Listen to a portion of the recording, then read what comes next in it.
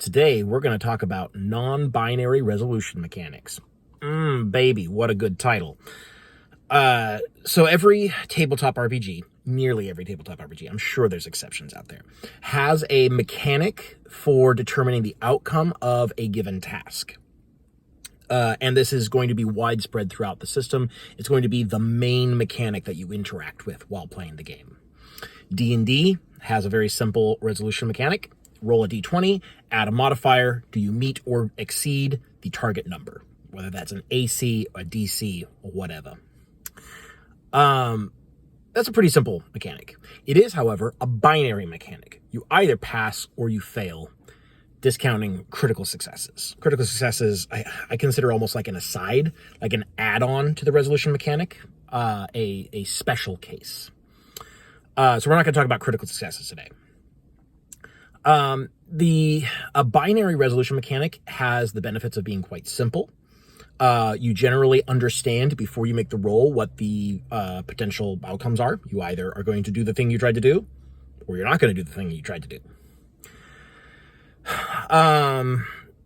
But there is another type of resolution mechanic, which is a non-binary resolution mechanic, a mechanic where the roll to determine if you succeed at the task you're trying to do also tells you other things, like how well you succeeded, or maybe there's a middle ground where like you kind of succeed with consequences. There's a drawback or a cost, or maybe you didn't quite get all the way there, but you did make progress.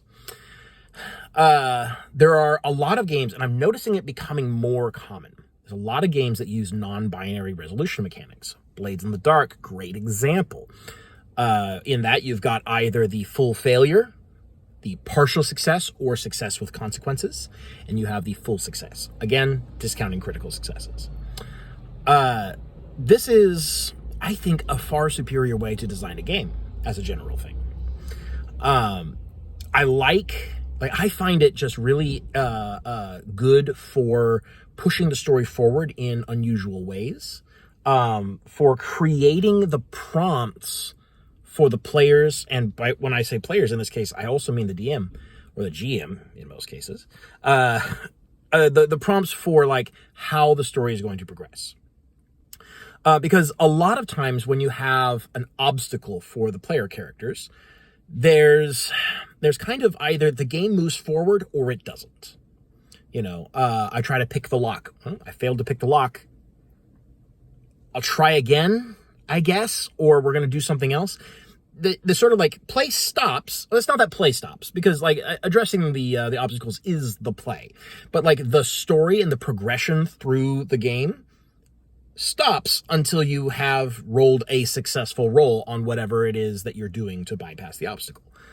As opposed to non-binary resolution mechanics, which can add on this, like, maybe you succeed, but you make a lot of noise. And so that creates a little interesting twist going forward, because now whatever's on the other side of this door is going to know you're coming, or you trip a trap, and the really cool thing about these non-binary resolution systems is that like you don't even have to have decided ahead of time that the door is trapped.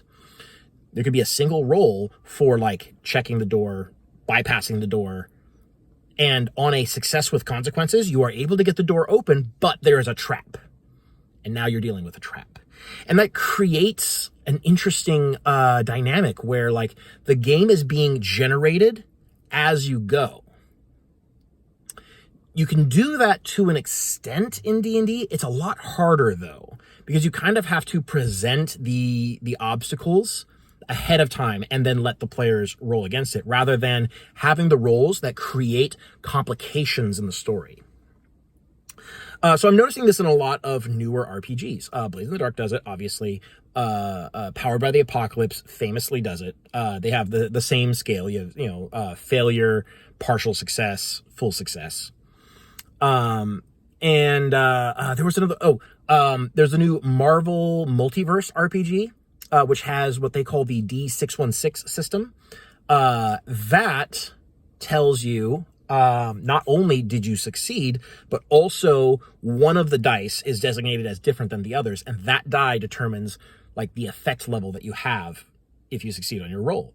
So for example, if you're rolling like an attack roll, you roll 3 dice, and then your one effect die tells you like how much damage you deal if you deal any damage.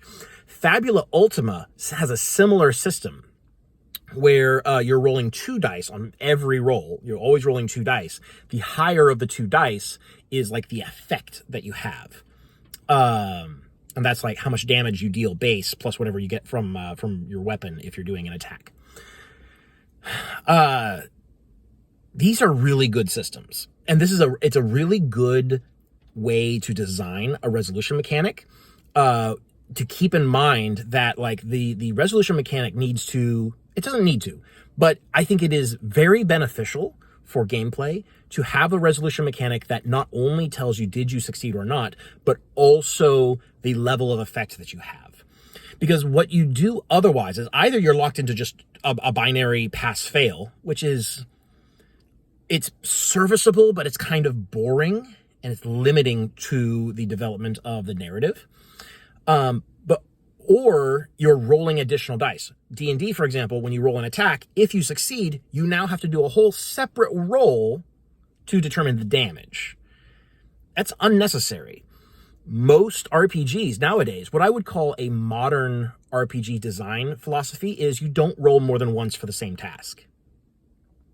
It's unnecessary, and it bogs the game down, really. And yeah, you can roll like the attack and the damage at the same time, but it's still like it complicates the task unnecessarily. You can incorporate the effect level of the task in with the initial roll. And I think RPGs that do that generally are better designed than RPGs that don't. And it's kind of a newer thing. I don't know what years these RPGs were first published, but it seems to be a trend going forward over the last half decade or so that like more and more RPGs are going with this non-binary resolution mechanic. And I really think that's a good pattern. And I'm excited to see how more and more games start doing this. It creates more opportunity and more prompts for interesting story development than a binary resolution mechanic does. So that's something that I'm excited about, and I'm looking forward to seeing how more games do this. Maybe, I mean, like in Fantasy Dreamland, or what was it, Magical Christmas Land. Maybe the next edition of D&D will also do this. Wouldn't that be something?